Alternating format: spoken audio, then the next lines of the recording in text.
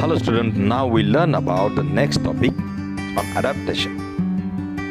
Adaptation in forest and grassland animals. आज आपण adaptation and classification मधला पुढचा घटक आपण पाहणार आहोत. Adaptation in forest and grassland animals. गवताळ प्रदेशातील आणि जंगलातील प्राण्यांमध्ये कशा पद्धतीचं अडॅप्टेशन घडून येत असतं. तुम्हाला माहिती असेलच की carnivorous animals like the wild dog, fox, tiger and lion have the strong legs to run fast and capture their prey.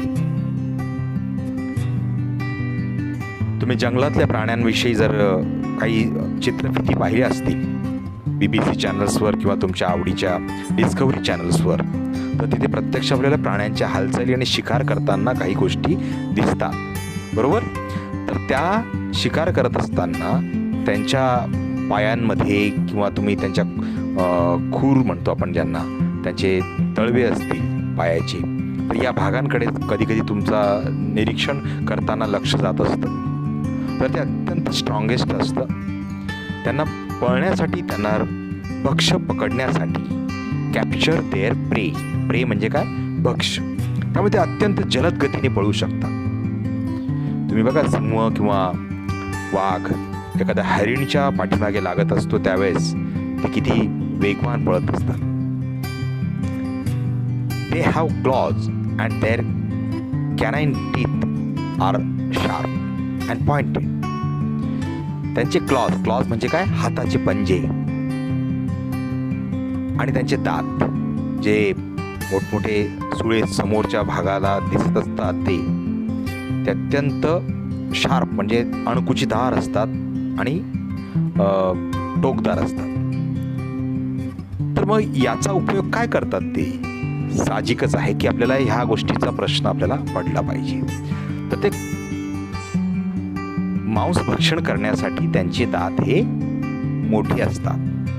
त्यांना क्लॉज, त्यांचे जे हातांना मोठे नखे असतात, त्या नख्यांचा वापर करून ते प्राण्यांना पकडू शकतात, त्यांची कातडी काढू शकतात, ते त्यांच्या मुठीमध्ये त्यांना बंद करू शकतात आणि त्यांना त्यांचं जे पोषण होण्यासाठी प्रत्येक प्राणी काय करतोय, जगतो. इथे त्याला जगणं आवश्यक आहे. मग तो जगण्यासाठी काय करेल, तो अन्न खाईल. तो अन्न कशाचं, तो गवत खात नाही. कोणतेही जे हिंस्र प्राणी आहेत, कार्निव्होरस, हे प्राणी एखाद्या दुसऱ्या प्राण्यांवर जगत असतात, त्यांचं मांस खाऊन जगत असतात. आकृतीत बघा तुम्ही कधी त्यांच्या आपल्याला दोन्ही प्रकारचे दिलेले आहेत. एक ब्लॅक बक स्वरूपातला एक हरिणीचा जो चित्र दिलेलं आहे, त्याच्यामध्ये तुम्ही वाघाच्या पंजाचा जर नीट विचार केला असेल तर बघा, अत्यंत मऊ असतात, पॅडेड असतात. पॅडेड म्हणजे काय, गादीसारखे, मऊ गादीसारखे.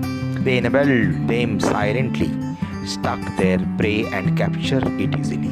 हे कशासाठी, बघा, शास्त्रीय कारण विचारलं जाऊ शकतं तुम्हाला की वाघ हा हळुवार पावलांनी, अत्यंत चोर पावलांनी तो चालत येऊन ते भक्ष्य पकडू शकतो. ही त्यांना निसर्गाने दिलेली गोष्ट आहे. जर त्यांच्या पायांचा आवाज आला तर ते प्राणी पळून जातील. The eyes of the predatory carnivorous are located in the front of their head.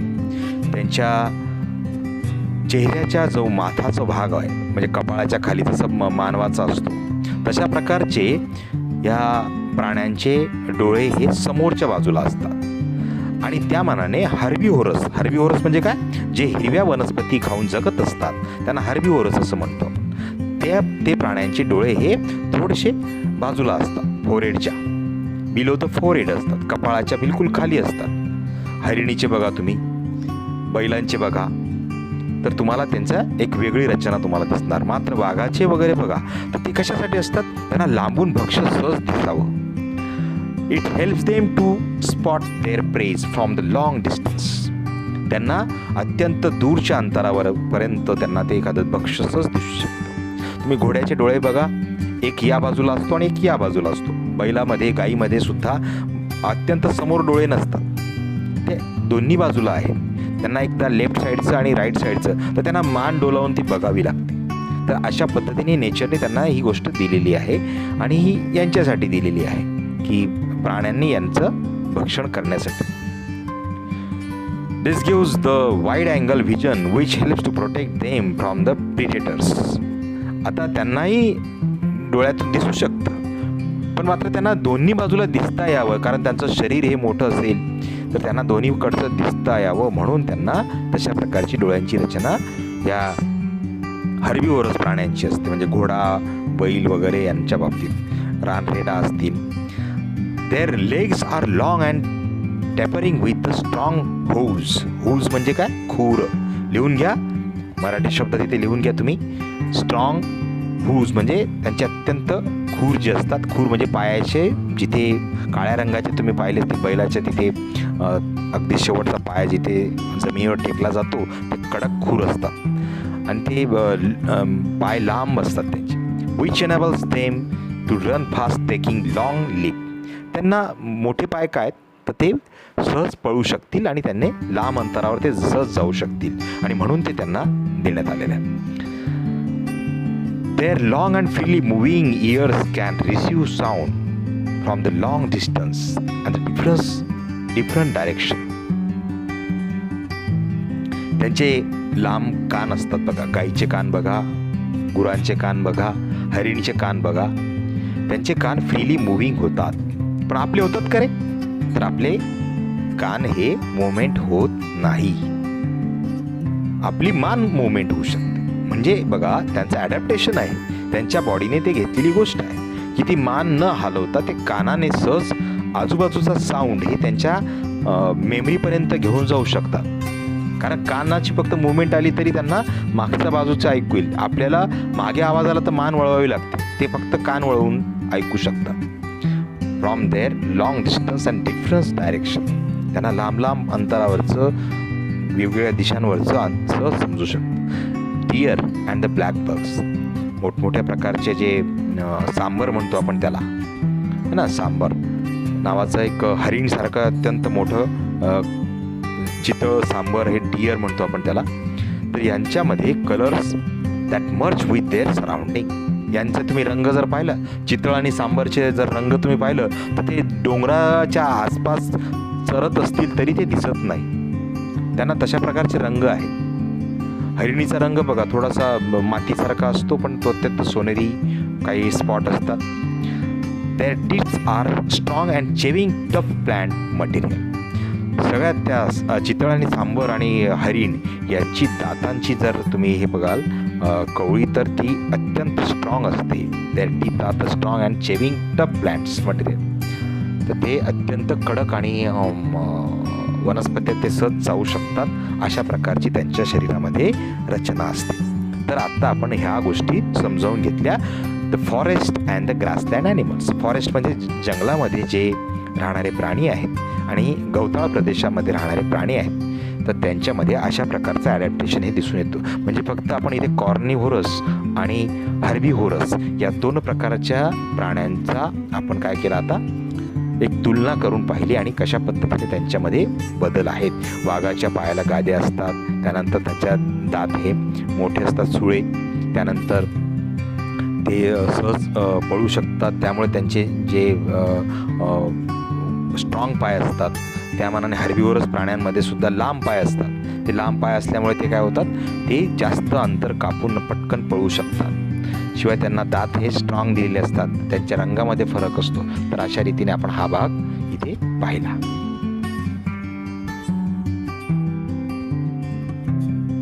तर आता बघूया अडॅप्टेशन इन डेझर्ट ॲनिमल. डेझर्टमध्ये असणारे जे प्राणी आहेत त्यांच्यामध्ये कशा प्रकारचा ॲडॅप्टेशन असतं. तुम्ही उंटाच्या नाकपुड्या जर पाहिल्या असतील तर त्या पूर्णपणे समोरून अशा बंद स्वरूपातल्या दिसून येतात, मात्र त्यांच्यातून हवा जाऊ शकते. त्यानंतर त्याच्या पापण्या जाड असतात, त्यांचे कान अत्यंत छोटे असतात, त्याची पाठ उंच असते. तर हे का दिले तर डेझर्टमध्ये ते राहण्यासाठी त्यांच्या शरीरामध्ये असे हे बदल हे नॅचरली आहेत. त्यांची कातडी जाड असते.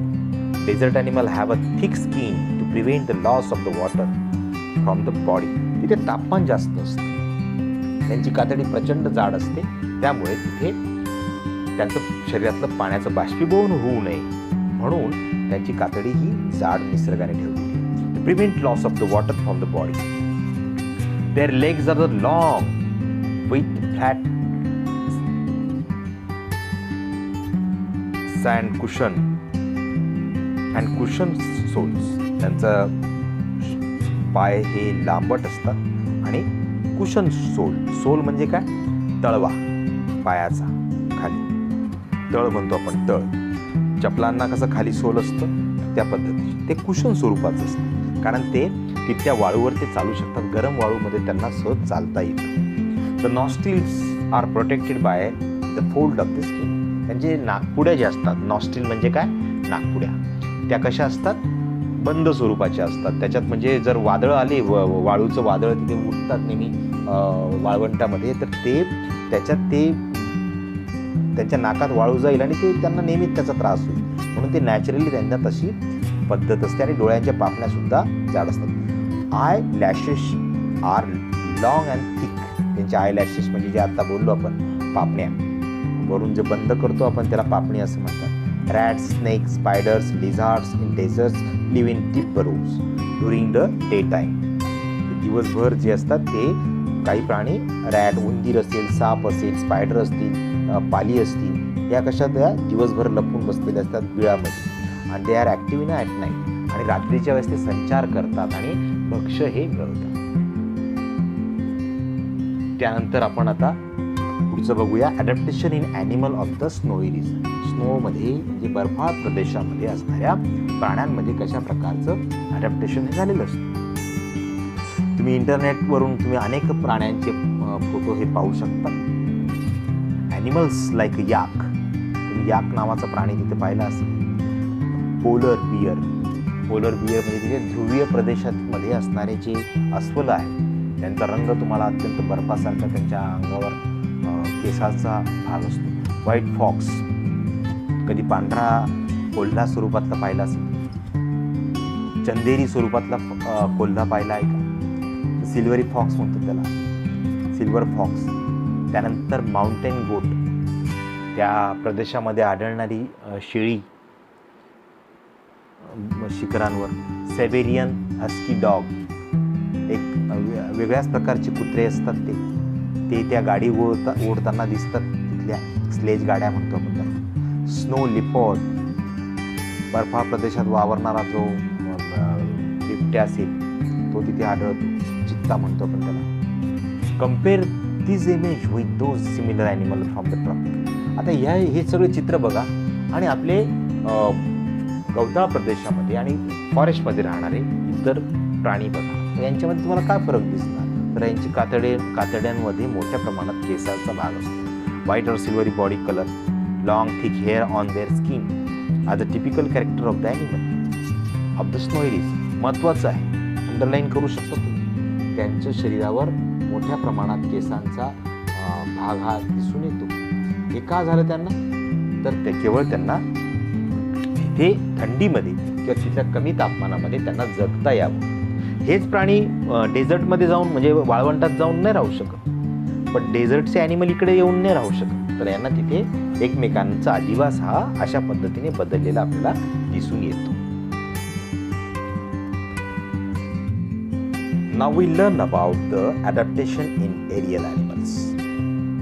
आपण हवेत संचार करणाऱ्या प्राण्या, पक्ष्यांविषयी, त्यांना प्राणी म्हणू शकतो, पण मात्र प्राणी म्हणजे आपण जनरली 4 पाय असणाऱ्या प्राण्यांना आपण म्हणत असतो, पण ते पक्षी म्हणून त्यांना आपण संबोधत असतो. It is the aerial animal, AERIAL. त्यांचं एक वैशिष्ट्य बघा, the spindle shape body of the bird also minimize the resistance of the air while the flying. Spindle सारखा म्हणजे काय, एखादं आपल्या घरामध्ये लाटणं असतं, लाटण, त्या लाटणचा जो शेप आहे तो त्याला स्पिंडल शेप असं म्हणतो, की दोन्ही बाजूला ते निमुळत असतं आणि मधल्या बाजूला चपाती लाटण्यासाठी असतं. तर सेम गोष्ट आपल्याला पक्ष्यांच्या शरीरामध्ये आपल्याला दिसणार. ते दोन्ही बाजूला निमुळतं राहतं. त्यांना हवेमध्ये त्यांना हवेची जी प्रतिरोध आहे तो कापता यावा आणि ते सहज उडू शकतात. विथ हॉलो बोन्स, त्यांच्या शरीरामध्ये पोकळ हाडे असतात. एक एक पॉईंट लिहून घ्या तुम्ही. हॉलो बोन्स म्हणजे पोकळ असतात हाडे. A body covering of the feathers, त्यांच्या शरीरावर केसांऐवजी काय असतं, फिदर्स असतात म्हणजे पिस असतात. हे लक्षात घ्या, महत्त्वाचा पॉईंट आहे. Modification of the 4 legs into the wings, त्यांचं जे मॉडिफिकेशन आहे, जसं आपले पुढचे उपांगे जे आहेत ते पंखामध्ये बदललेले आहेत. Their body is light and weight. महत्त्वाचं आहे की त्यांचे शरीर जे आहेत अत्यंत हलकं असतं. ॲडॅप्टेड फॉर द फ्लाइंग, हे फक्त उडण्यासाठी आहे. जड आपला पतंग उडवताना बघा तो हलका असावा लागतो तरच ते शक्य आहे.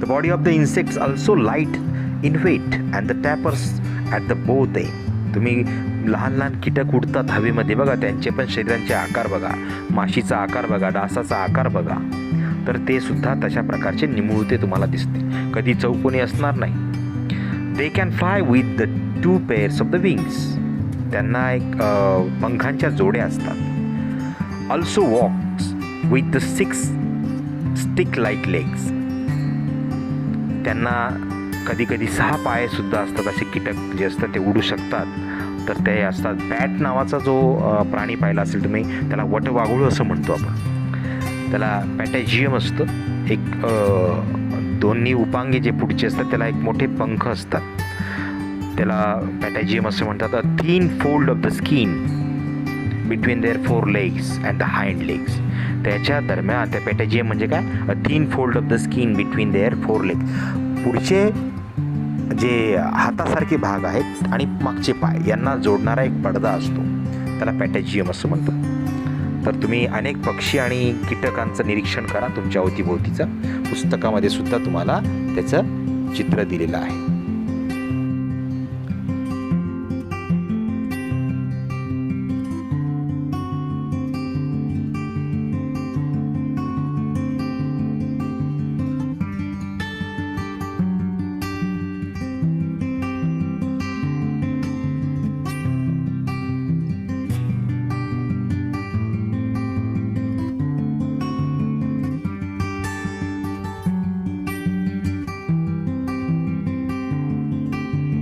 Now we learn about the adaptation in reptiles. Reptiles म्हणजे बघा चित्रामध्ये तुम्हाला दिसतात कासव, साप, सरडा, है ना, असे अनेक प्रकारच्या ज्या पाली, मगर हे जे असतात हे सरपटणारे प्राणी आहेत. हे निसर्गामध्ये काही जमिनीवर राहतात, बिळांमध्ये राहतात, काही पाण्यांमध्ये पण जातात ना. पाली, सरडे हे वनस्पतीमध्ये संचार करतात. त्यांचे जे मसल्स आहेत ते क्रिपिंग करण्यासाठी तशा प्रकारचे शरीरामध्ये बनलेले असतात. क्रिपिंग म्हणजे काय, सरपटण्यासाठी, पोटावर सरपटतात ते. तर ते काही वेळेस पायाने पण ते चालत असतात. तुम्ही घोरपडसारखा प्राणी पण पाहिला असेल, है ना. Similarly they show the adaptation in the skin, soles of the feet, है ना. त्यांच्या शरीरावर वेगळ्या प्रकारची एक स्किन तुम्हाला आढळून येईल. कासवाच्या शरीरावर बघा कशा प्रकारची स्किन असते, है ना. मोठं कवच आहे त्याला, त्या कवचात तो सहज राहू शकतो.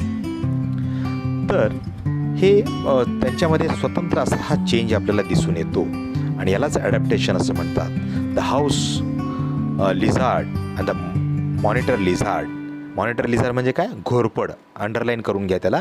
जी घोरपड अत्यंत चिटकून राहते, तानाजीच्या लढ्यामध्ये आपण कधी कधी ऐकलं असेल, तर ते जो हा एक विशिष्ट प्रकारचा प्राणी, हा एकदा ज्या जागेला चिटकला तर तो निघत नाही. लिझार्ड, हाऊस लिझार्ड जी पालीसारखा असतो, मोठा आकार असतो, काळ्या रंगाचा असतो. Clawed toes and the thin soles. त्याचे जे अंगठे असतात ते अत्यंत कडक स्वरूपातले तुम्हाला दिसतात. त्यांचे थीन सोल्स, त्यांचे पायाचे जे तळवे असतात ते अत्यंत मऊ असतात. Whereas the snakes have the scaly skin. सापाचे मात्र त्याच्यावर तुम्हाला खवले असल्यासारखाचा भाग तुम्हाला दिसणार. मुलांनो, तुम्ही आता पाहिलं असेल ॲडॅप्टेशन हे काही आहार घेत असताना प्राणी, पक्षी यांच्या आहार घेण्याच्या प्रक्रियेबाबतीत आपण आता कसे कसे पद्धतीने बदल असतात याचा विचार करूया. तर तुम्ही साप डिस्कवरी चॅनल्सवर पाहिलं असेल, साप बेडकाला गिळताना, त्यानंतर एका मोठ्या चोचेचा प्राणी जो तुम्हाला फोटोमध्ये दिसतोय त्या प्रकारचा प्राणी, मधमाशांच्या तोंडाच्या मध्ये कशा नांग्या असतात तर ते सुद्धा आपल्याला इथे दिसतं. तर अशा पद्धतीने frogs, snakes, birds, mosquitoes, butterflies यांच्यामध्ये तुम्हाला मोठ्या प्रमाणामध्ये ॲडॅप्टेशन हे झालेलं दिसते. ॲडॅप्टेशन हे त्यांच्या न्यूट्रिशनच्या पद्धतीनुसार, म्हणजे काही प्राणी सकिंग करतात. सकिंग करताना मग हळूहळू त्यांचं म्हणजे फक्त ते दूध पिऊ शकतात. बघा तुम्ही कुत्र्याच्या जबड्याला ओठ नसतं. त्यानंतर मांजरीचं बघा, ती जेव्हा ती दूध पिऊ शकेल तर ती जिभेच्या साह्याने पित असते. ती सहज अशी याला हे करू शकत. कुत्र्याचं पण बघा की त्याला दूध पिताना जिभेच्या मदतीने प्यावं लागतं. साप असेल तर त्यांना त्याची जीभ लहान असते. तर अशा पद्धतीचं हे ॲडॅप्टेशन हे प्रत्येकाचं वेगळं आहे. शिवाय ती उलट्या बाजूने आहे. सापची जीभ हे पुढच्या भागाला चिटकलेली असते आणि आतमध्ये ती मोकळी असते. तुम्ही अगदी काही बर्ड्स पाहिले असतील, तुम्ही सुतार पक्षी पाहिला असेल, तो बघा तो चोचीने झाडाच्या बुंद्यावर तो टोचा मारून मारून मारून तिथून ते त्याचं घरटं बनवतो.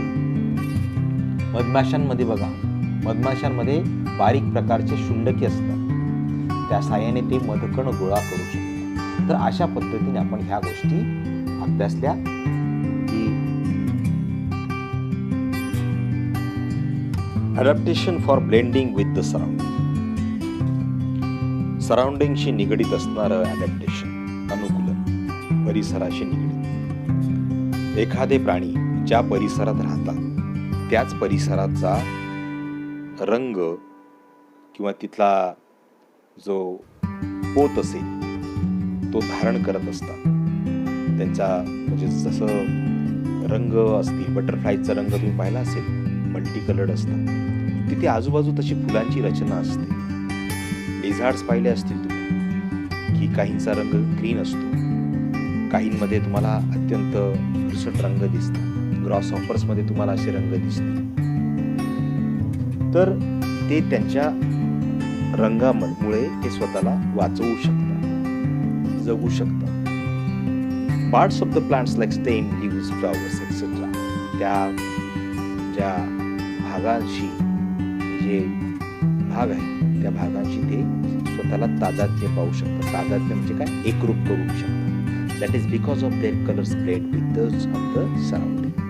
त्यांचं कारण म्हणजे आपल्याला ते त्या सराउंडिंगशी ते जगू शकतात. Changes that take place in surround in the various organ and the life processes of organism that enable them to live, feed, reproduce, to perpetuate themselves, protect themselves from their enemies in specific surroundings. स्वतःला टिकवण्यासाठी, स्वतःला जगण्यासाठी, स्वतःला अन्न ग्रहण करण्यासाठी त्यांना या गोष्टीचा हा जो चेंजेस आहे त्यांच्या लाईफ प्रोसेसमध्ये अत्यंत आवश्यक आहे.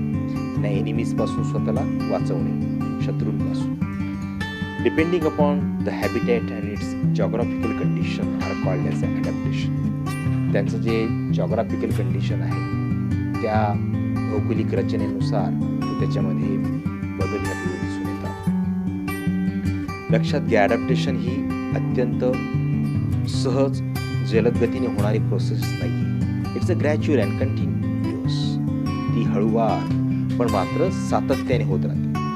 Differences in the structure and appearance of present days animals and the animals of the thousands of years ago are adaptations that occurred according to the prevailing condition. It is our duty to conserve this diversity. हे आत्ताचे जे प्राण्यांमध्ये जे आपल्याला adaptation दिसते हे हजारो वर्षापूर्वीपासून हे त्यांच्यात बदल झालेत आणि ते आजपर्यंत टिकून ठेवलेलं आहे. आणि आपलं सुद्धा एक कर्तव्य आहे की ते टिकवलं पाहिजे. धन्यवाद.